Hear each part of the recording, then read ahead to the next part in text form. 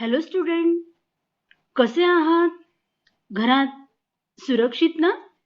आणि सूचनेचं पालन करतायत की नाही? वेळेवर अभ्यास करतायत ना? म्हणूनच माझा आपुलकीचा प्रश्न, अभ्यास करतायत का?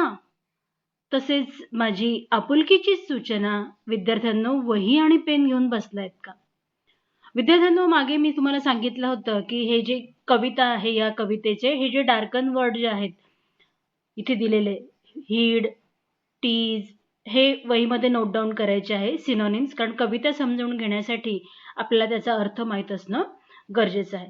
विद्यार्थ्यांनो, ही जी कविता आहे try again, that is the title of the poem. याला पोएम म्हणतात.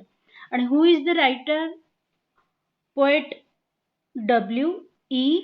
Hickson, that is called poet.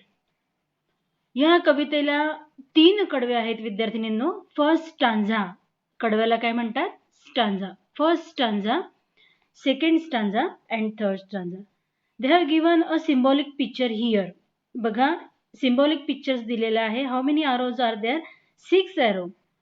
Someone who achieved the success in first attempt, someone who achieved the success in 2, 3, 4, 5, 6, someone achieved the success in the last 6 attempts. म्हणजे प्रत्येकाला यश जे आहे ते पहिल्याच प्रयत्नात मिळतं असं नाहीये विद्यार्थ्यांनो. म्हणून मग पहिल्या प्रयत्नात आपण यशस्वी झालो म्हणून खचून पण जायचं नाहीये, आणि पहिल्याच प्रयत्नात ज्यांना कोणाला यश मिळत असेल त्यांनी भारावून पण जायचं नाहीये. हे या कवितेचं काय आहे विद्यार्थ्यांनो? मॉरल आहे. तर आपण प्रत्येक कडवं जे आहे, प्रत्येक each stanza we will explain just now.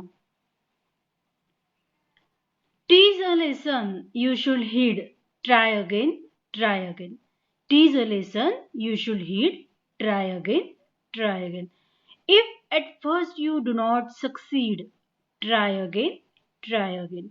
Then your courage should appear, for if you will persevere, you will conquer. Never fear. Try again, try again. In the first stanza, the poet tried to tell us, पहिल्या कडव्यामध्ये कवी आपल्याला समजावून सांगतो आहे की ही कविता try again हा एक प्रकारे मेसेज आहे. यशस्वी होण्यासाठी आपण जर पहिल्याच प्रयत्नात अपयशी ठरलो, म्हणून अपयशी झालोत म्हणून खचून न जाता हिमतीने, धैर्याने, प्रतिकूल परिस्थितीत मात करत न घाबरता, स्वतःवर विश्वास ठेवता प्रयत्न करायचाच आहे, आणि मग नंतर आपल्याला यश हमखास मिळतच. The poem gives us the lesson on try again. If we fail in first attempt, we should not give up. Rather, we should continue working till we succeed. Try again is a message that cannot be ignored. We must always pay attention to these message. If due to the adverse circumstances we fail in our first effort, we should not be discouraged. Rather, we should make a better effort to reach our goal. We must demonstrate that we have firmness to bear the loss. Then we should come forward with a new spirit. We should be steadfast in our efforts without any fear. If we do so, we will be succeed. Thus, we should not neglect the lesson try again. विद्यार्थ्यांनो, कवी म्हणतो आहे की आपल्याला योग्य वेळी योग्य परिस्थितीमध्ये यश हमखास मिळतच आहे, पण आपण काय करायचं आहे? आपलं जे कॉन्सन्ट्रेशन आहे ते विचलित होऊ द्यायचं नाही आहे. हे पहिल्या कडव्यात आहे. दुसऱ्या कडवं, once or twice though you should fail, try again. If you should at last prevail, try again. If we strive, 'tis no disgrace, though we did not win the race. What should you do in that case? Try again. विद्यार्थ्यांनो, प्रयत्न करूनही आपल्याला जर अपयशच येत राहिलं तरी सुद्धा खचून जायचं नाही आहे, प्रयत्न करणं सोडायचं नाही आहे. In these stanza, in the second stanza, the poet W.E. Hickson says that we may fail in our attempts or efforts for one time, 2 times, but if we keep on struggling, we will finally win. What we need to do is to keep on working and not to get disappointed and be persistent in starving.